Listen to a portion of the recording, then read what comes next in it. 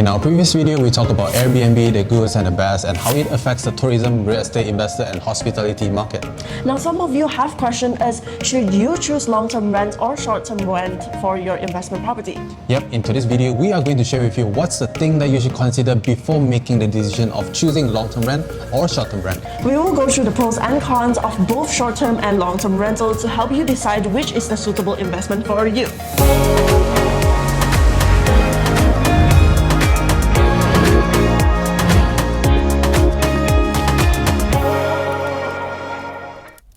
What's up everybody, welcome to VC, where we share about real estate business and mindset. My name is Vincent. And I'm Chloe. So whether you're about to purchase an investment property to generate cash flow, or you've already purchased one and are considering how you should rent out your property to generate cash flow, there are two ways you can do this, the long-term way and the short-term way. Now let's dive deep into long-term way. So as known as the residential rental property is known as the home that are meant to lease out for a tenant with a rental agreement. Long-term rental tends to provide tenancy agreement of around 12 months or more. Yes, long-term rentals provide stability and allows you to plan your financial much more reliably. Since you've already got a tenant for at least 12 months and the potential tenants will renew a contract if you're a good landlord and provided a good stay for their temporary place to stay, this may give you a clear view to understand your cost and profit of your property. Yeah, stability is only when you get the right tenant. Often we heard that bad tenants destroy like landlord's unit and find it difficult to collect rent, right? It sounds like a hassle to be landlord, right? Venues typically attracts more attention because we are far more inclined to react ordinary people doing stupid or bad things. Yet being in this industry, we've seen and heard a lot of good tenants out there too. Yep, if you're already a landlord or en route to be one, make sure you've done all of the proper checks so you know who they are, what they do, how long they're staying to prevent any miscommunication, and most importantly, collecting a rental deposit to balance any potential damages at the end of the tenancy. A good tenancy agreement goes a long way, adding a peace of mind for you. Yep, how about short-term rent? With the rise of Airbnb, short-term rental has provided a whole new level of difference compared to the traditional rental, including length of stay, income potential, associated expenses, for example, tax and laws and regulation. Airbnb primarily provides a shorter stay for tenants as low as a day or a week, with tourism and business travelers being the majority of the guests. It's unlikely to find a local family that spends their whole year to keep hopping around from different Airbnbs to different Airbnbs, right? That's gonna be so troublesome and expensive in general. Yep, exactly. This kind of frequent in and out of tenants means you'll be getting different challenges such as constant management and customer services, such as keeping track of booking through the platform and also arranging for access to accommodate your tenants, fixing problems during the tenant stay, and providing housekeeping services to ensure the property is ready for the next tenant. Now let's discuss some major differences in categories. The first one will be the return on investment. Long-term rental is considerably stable in terms of rental income, as you are securing at least 12 months of contract with the tenant, as this will ensure you a steady cash flow. Yet a long-term rental will not generate as much as rental profit for you compared to a short-term rental. Airbnb, on the other hand, you can have more flexibility with your pricing strategy. This may vary depending on different factors, including the day of the week, seasons, demands, etc. For example, you can charge more for weekend bookings or even higher during festive seasons. Besides, you can also sell extra services to Airbnb guests and generate extra money on top of your rental income. Yep, Airbnb rentals can be riskier compared to long-term rent, as they are depending on occupancy rate and they have low occupancy rate during the down season, right? Which means lower income as well. Airbnb is quite like a hospitality business on your own, serving your guests and getting a good reputation from them and getting 5-star reviews, because Airbnb users rely heavily on reviews to evaluate the property before booking it. Yep, definitely. The higher your rating from previous guests, the more likely you are to attract new ones. This is also why you'll not only get less reviews in the beginning, hence you have to offer your property at discounted price first or offer incentive to get travelers to stay.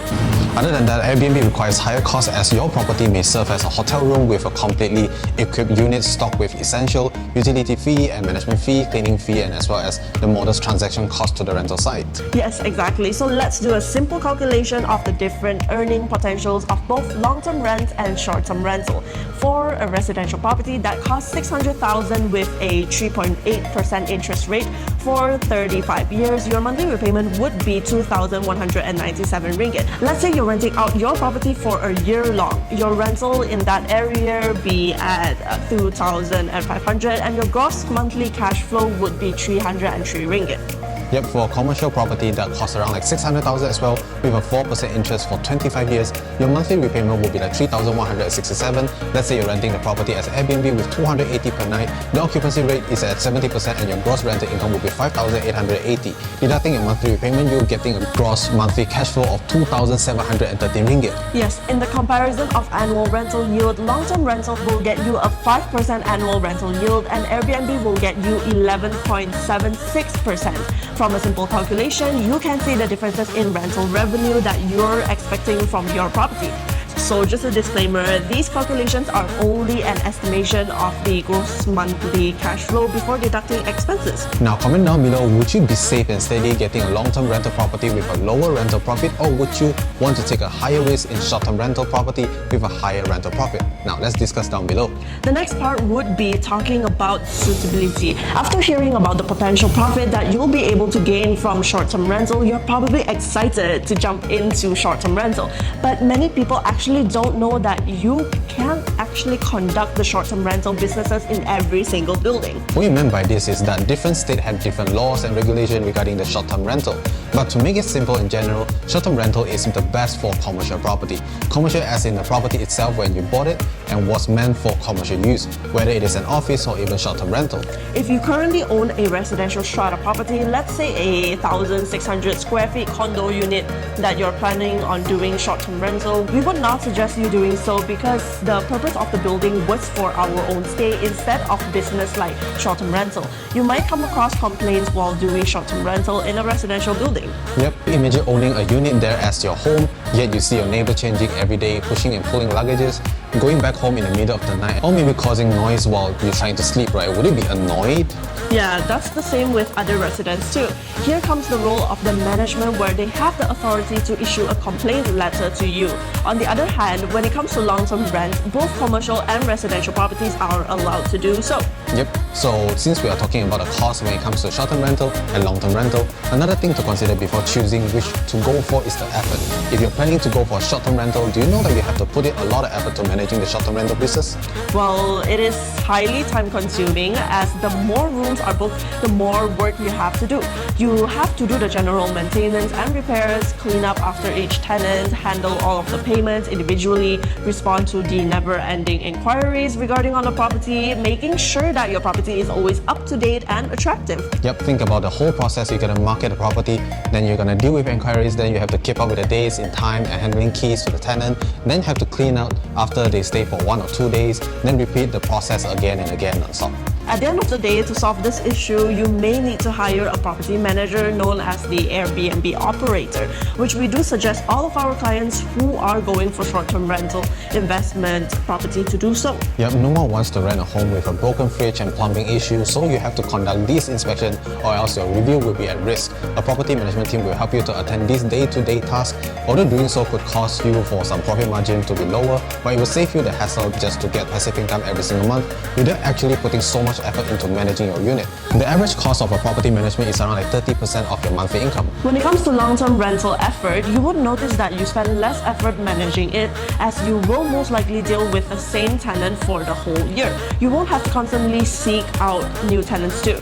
So at most, you would only need to perform all of these tasks only once per year, depending if your tenant chooses to renew their lease or not. There are also property agents who help owners to rent out their property, where the professional fee will be 1 month rental fee. Let's say your property is renting out for like 3,000, so if the agent is managed to secure a tenant for you and your unit for a 1-year agreement, their fee will be 3,000 ringgit. The last consideration would be wear and tear. Surprisingly, many property investors have told us that their short-term rental investment property has less wear and tear. Some people may think that there are always clients coming in and out of their property, so the wear and tear on floors are much more. But if you dive in deeper into the question, how often would your short-term tenant be in that property? Yeah, if you go out to travel even for business trip for 1 day or 2, the only time you'll be in the property is at the night time for rest, right? Other than that, you'll be out. Plus, if your unit is being cleaned and maintained for each and every tenant, basically there are less damage as well as wear and tear in the property. While long-term rent, on the other hand, these tenants usually live in your property day in and day out. Saturdays and Sunday, they would be at home for family day, and from evening till nighttime, they would be home too. So the frequency of being home usually will leave your home needing more maintenance and repairs from overuse. Yep, also like kitchen appliances, long-term rental will be using them more often, which means you have to bear the cost of maintaining them compared to a short-term rental where your tenant won't even cook at your property. Yep, in conclusion, it is not clear which is the best when it comes to long-term rental and short-term rental. Airbnb rental can be more profitable than renting the same property to a long-term single tenant because of the flexibility and the income potential. Yeah, the long-term rental has its stability and less management needed, so they have their own pros and cons. It's just what kind of strategy you want to implement before purchasing the property, right? But this is also depending on choosing the right location according to market demand, property condition, market rates, and time and resources. Yep, ultimately the question of the property investment is according to your own unique circumstances. So that is from us today. Thank you for watching. If you want to know how you can leverage Airbnb to earn a higher potential cash flow, you can check out this video right here. Now, if you're still new in the property and not sure how to choose and purchase your first investment property, you can check out this video right there, and we'll see you in the next video. Ciao!